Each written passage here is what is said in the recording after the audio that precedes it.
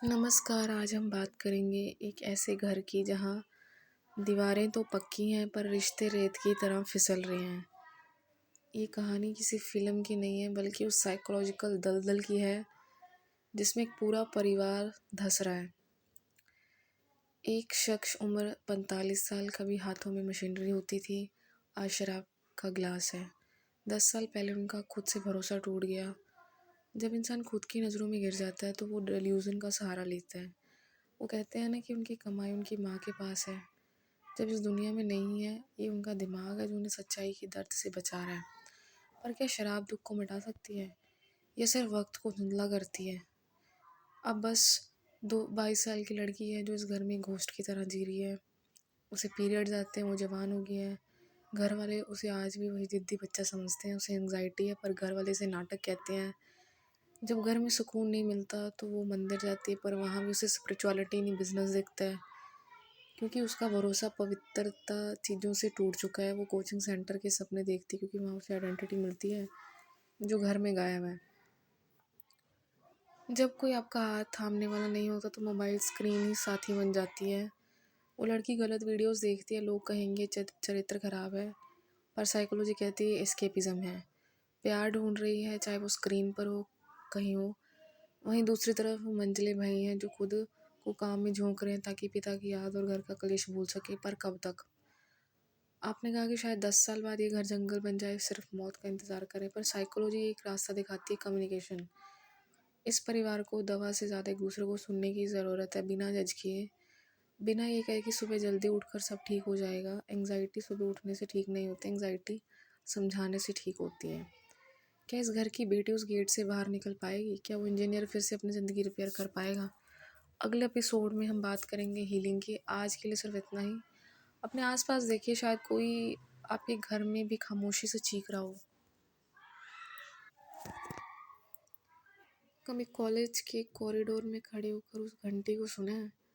वो बताती है कि वक्त ख़त्म हुआ, पर ज़िंदगी के दुखों की कोई बेल नहीं होती।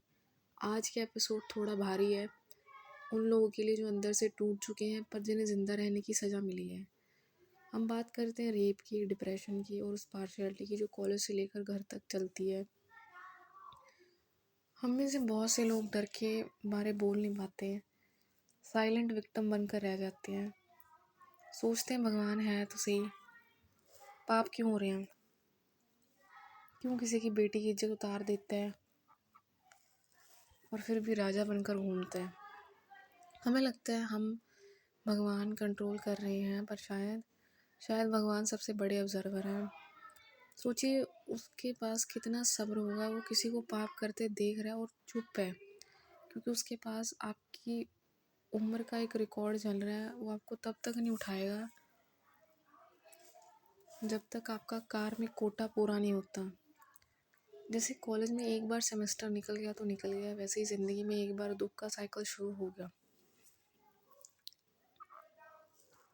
वो पूरा करके ही मौत मिलेगी। मौत एक रास्ता है, पर वो रास्ता तभी खुलेगा जब अंतिम समय की लिस्ट मैच होगी। जो लोग आज दूसरों पर चिल्लाते हैं, जो घर में औरतों की इज्जत नहीं करते या जो बाहर जुल्म करते हैं, वो खुद को राजा समझते हैं। साइकोलॉजी कहती है कि ये कॉम्प्लेक्स उनकी अपनी इनफीरियॉरिटी से आता है, पर असलियत ये है कि हम सब सरेंडर की हालत में हैं। भगवान के सामने हम सब बराबर हैं, बस हमारी सफरिंग्स के वक्त अलग हैं।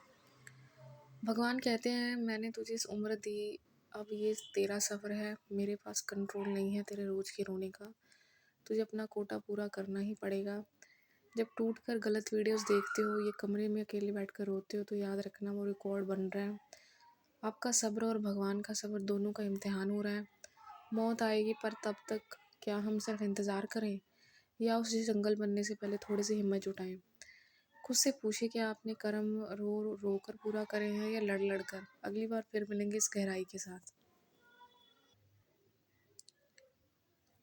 नमस्कार। आज हम उन बातों पर पर्दा नहीं डालेंगे जिससे हमें डर लगता है। आज हम सीधी बात करेंगे उस सब्र की, मौत की, उस भरोसे की जो शायद अब टूट चुका है। फेमस की इज्जत और ऑटो वाले की रुसवाई। इस दुनिया का दस्तूर देखिए, जो फेमस है, जो चकाचौंध में है, उसके पैर छुए जाते हैं, पर वही लोग जो दिन रात मेहनत करते हैं जैसे ऑटो वाले, हम उनसे बदतमीज़ी करने में 1 सेकंड नहीं लगाते, क्योंकि हमें लगता है कि हाँ, हम राजा हैं। सच्चाई तो ये है कि जब घर में कोई हमें कह देता है ना, तुम कौन सा दूध के धुले हो, 2 सेकंड में हमारा सारा राज-पान ढेर हो जाता है। हम सब अंदर से कहीं न कहीं टूटे होते हैं, पर मानता कोई नहीं है।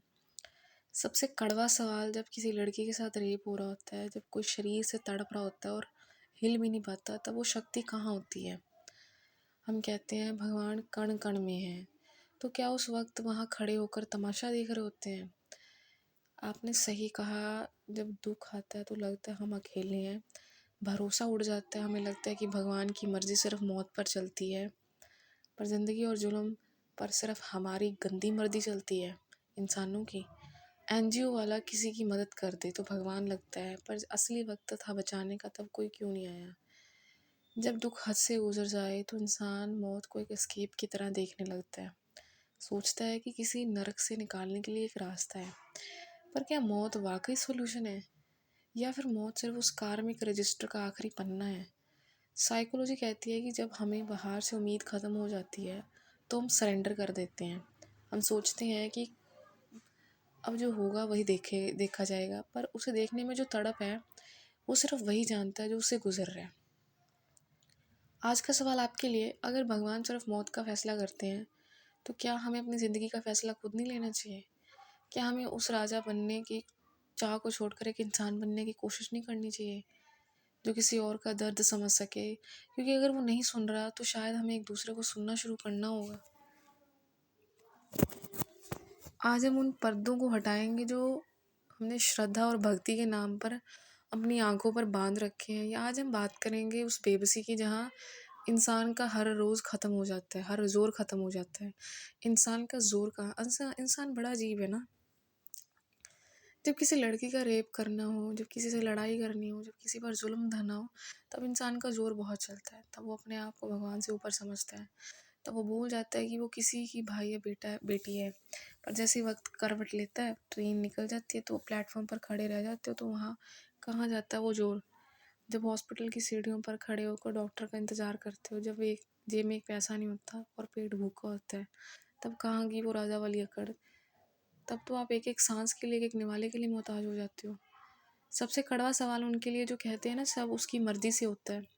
जब किसी बेटे के साथ वो दरिंदगी हो रही है, जब उसका शरीर नहीं है, उसकी रूह नोची जा रही है, तब वो कहाँ होते हैं? लोग कहते हैं पिछले जन्म के कर्म है, पर क्या किसी भी कर्म की सज़ा इतनी भयानक हो सकती है? उस वक्त ना कोई इंसान होता, ना कोई फरिश्ता, उस वक्त सिर्फ वो बेटी होती है, वो दरिंदे।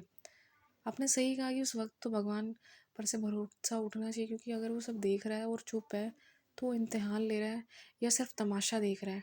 क्यों बुरे कर्म करने वाला उस वक्त सज़ा नहीं मिलती? क्यों उसका रजिस्टर भरने का इंतज़ार किया जाता है? आखिरी वक्त में जब इंसान उखड़ने लगता है, तब इंसान सबको बुलाता है, माँ बाप भाई बहन, पर उस वक्त कोई काम आता है? काम नहीं आता ना। वहाँ सिर्फ आप होते हो और वो आपकी खामोशी। साइकोलॉजी कहती है कि इंसान तभी डरता है जब उसका कंट्रोल चला जाता है।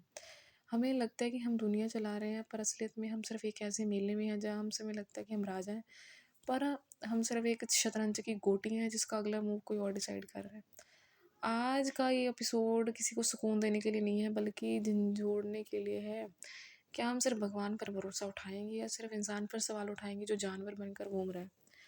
अगर आज आपकी ट्रेन निकल गई, तो शायद ये इशारा है कि आपका जोर ख़त्म हो चुका है, अब सिर्फ हिसाब है। आज मैं फिर बात करूँगी उन दरिंदों की जो इंसान की खाल में जानवर बनकर घूम रहे हैं। हम कुत्ते से डरते हैं, पिटबॉल से डरते हैं, जो हमें लगता है कि पता नहीं वो खा जाएगा, हमें काट लेगा।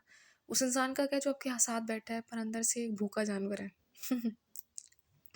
पिटबुल और रेपिस्ट फ़र्क कहाँ है? जब एक पिटबुल किसी को काटता है, तो पूरा देश कहता है इसे बैन कर दो, इसे मार दो, ये खतरनाक है।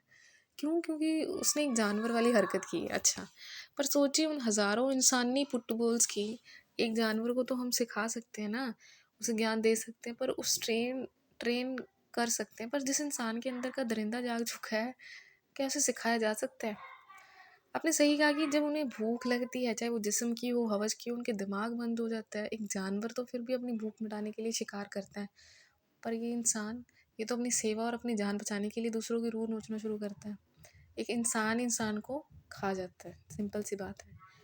इंसान की बुद्धि बड़ी अजीब है, जब हमारे ऊपर आँच आती है, हमारी जान पर बनती है, तो हमारा दिमाग 100 की स्पीड पे चलता है, हम सेल्फ डिफेंस के तरीके ढूँढने लगते हैं। जब वही इंसान किसी लड़की के साथ दरिंदगी कर रहा होता है, तब उसकी बुद्धि कहाँ जाती है, तब वो जानवर बन जाता है। फ़र्क सिर्फ इतना है कि जानवर के पास सोच नहीं होती, पर इंसान के पास सोच होती है, फिर भी वो उसे शट डाउन कर देता है। वो जानवर से भी बदतर है, क्योंकि वो जानबूझकर जानवर बनता है। जानवर भी कमाता है, अपना खाना ढूंढता है, इंसान भी कमाता है, पर जब इंसान अपनी कमाई और ताकत का इस्तेमाल कमज़ोर को दबाने के लिए करे, तो वो इंसान नहीं रहता। हम पिटबुल को मार देते हैं क्योंकि वो अनकंट्रोलेबल है। अच्छा, तो इन दरिंदों को खुला क्यों छोड़ा जाता है? क्या हम इसे इंतज़ार करते हैं कि भगवान की लिस्ट भरेगी और फिर हिसाब होगा? क्या हमारी मॉरल आइडेंटिटी इतनी कमज़ोर हो गई है कि हम सिर्फ तमाशा देखते हैं? आज अपने अंदर झांक के देखिए, क्या हम ऐसे दुनिया में नहीं जी रहे जहाँ कुत्ते से ज़्यादा इंसान से डरना चाहिए? क्योंकि पिटबुल तो शायद वफादार भी हो जाए, एक रायवशी दिमाग कभी वफादार नहीं हो सकता। सोचिए, और उस दरिए से जो खामोशी से अगले हादसे का इंतज़ार कर रही है।